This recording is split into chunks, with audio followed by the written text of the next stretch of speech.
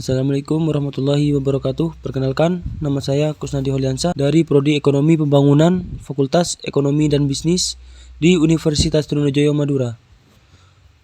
Pada video kali ini, saya berkesempatan untuk menganalisis konsekuensi financial fraud di pasar modal dari sudut pandang teori ekspektasi rasional.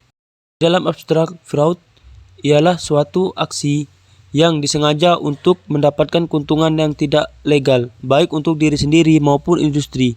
Aksi ini melanggar hukum serta menyangkal hak pemilik. Aksi fraud meliputi penipuan pajak, kartu kredit, laporan keuangan, dan menyimpan aset. Fraud dapat memunculkan konsekuensi baik oleh diri sendiri maupun kelompok kejahatan. Keberadaan financial fraud di dalam pasar modal bisa membahayakan pasar maupun investor, sehingga pengelola pasar modal harus memberikan atensi yang cukup terhadap financial fraud. Kendalanya, riset tentang konsekuensi financial fraud di pasar modal masih relatif terbatas. Oleh sebab itu, artikel ini memiliki tujuan menganalisis financial fraud berdasarkan perspektif teori ekspektasi rasional dengan pendekatan studi pustaka. Hasil yang didapatkan ialah financial fraud menyebabkan konsekuensi, yaitu menyeret industri dan auditor sebagai pihak independen, sehingga membutuhkan upaya untuk mengurangi terbentuknya financial fraud seperti perbaikan terhadap industri, termasuk pasar modal, proses pidana dan legislatif, serta moralitas individu. Fraud merupakan salah satu tindakan yang menjadi perhatian oleh pelaku pasar modal. Fraud adalah salah satu tindakan yang menjadi masalah global dan dapat berpengaruh di dunia. Tindakan fraud sering terjadi dan hampir tidak pernah dilaporkan, sehingga sulit untuk menentukan kerugian yang dihasilkan. Tindakan fraud harus diperhatikan karena dapat membahayakan investor maupun pemilik pasar modal itu sendiri, sehingga pemilik pasar modal harus berusaha untuk mengurangi terjadinya tindakan fraud. Kasus fraud yang cukup tinggi dapat menarik peneliti untuk melakukan penelitian terhadap konsekuensi fraud dalam pasar modal. Tujuannya untuk memberikan penjelasan deskriptif tentang konsekuensi fraud menurut sudut pandang teori ekspektasi rasional. Hal ini dianggap penting karena laporan keuangan memuat informasi yang akurat dan mencerminkan posisi keuangan perusahaan. Setiap laporan keuangan yang tidak akurat dapat menimbulkan kerugian yang cukup besar bagi pasar modal di Indonesia. Ada dua landasan teori. Yang pertama, teori fraud. Teori fraud merupakan suatu tindakan yang dilakukan secara sengaja atau tidak oleh pribadi atau kelompok untuk memperoleh keuntungan dan mengakibatkan kerugian untuk korban fraud. Indonesia Corruption Watch 2018. Teori yang kedua, ekspektasi rasional. Teori ekspektasi rasional pertama kali ditemukan oleh John F. Moore pada tahun 1961 pada tulisan yang berjudul, dan teori ini disempurnakan oleh Ruben E. Lucas Jr. untuk mengetahui bagaimana model agen ekonomi melakukan peramalan di masa yang akan datang.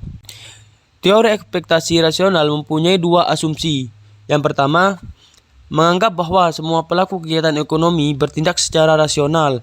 Pelaku ekonomi mengetahui secara lengkap apapun yang terjadi dalam kegiatan ekonomi.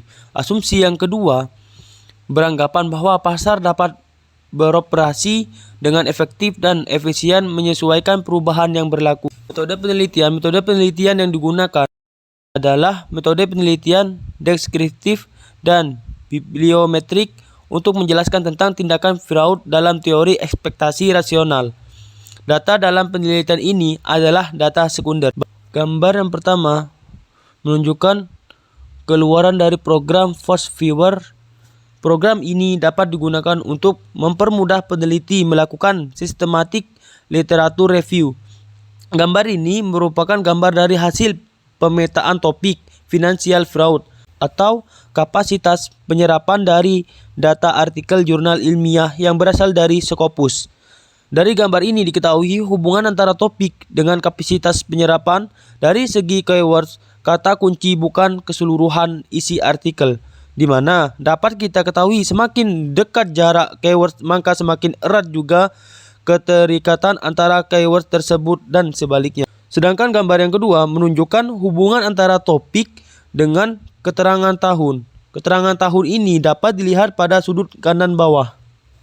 Yang terakhir, gambar yang ketiga ini dapat diketahui topik apa yang menjadi pusat perhatian. Semakin detail maka warna akan menjadi semakin terang atau kuning. Sebaliknya juga, jika warna semakin biru atau pudar menunjukkan bahwa pembahasan topik tersebut sedikit. Sehingga alasan ini juga yang membedakan penelitian ini dengan sebelumnya, karena topik mengetahui konsekuensi Firaud masih sedikit yang membahasnya. Kesimpulan yang bisa saya dapatkan, Firaud adalah tindakan secara sengaja maupun tidak yang bertujuan untuk mendapatkan keuntungan secara tidak sah untuk diri sendiri maupun kelompok dengan melanggar hukum dan menyangkal hak korban. Firaud dalam teori ekspektasi rasional menjelaskan mengenai konsekuensi yang diakibatkan oleh tindakan Firaud bagi perusahaan mengenai harga saham. Teori ekspektasi rasional menyatakan bahwa investor akan melakukan investasi saham dengan pemikiran rasional bahwa akan memperoleh keuntungan di masa yang akan datang. Namun, jika keuntungan tersebut tidak ada, maka investor akan mencabut dana yang telah diinvestasikannya. Investor memiliki pemikiran bahwa rasional keuntungan yang didapat sesuai dengan kontribusi dan harapan yang telah diberikan. Berdasarkan penelitian ini, diharapkan konsekuensi dari tindakan Firaud dapat dijadikan sebagai referensi bagi badan publik untuk mencegah dan mengurangi konsekuensi Firaud serta dapat mendidik setiap perilaku ekonomi mengenai pentingnya tindakan pencegahan Firaud sehingga semua pihak dapat terhindar dari konsekuensi kerugian Firaud dan tidak salah mengambil tindakan yang mengarah pada tindakan Firaud atau lebih berhati-hati terhadap kasus Firaud. Sekian analisis yang bisa saya sampaikan.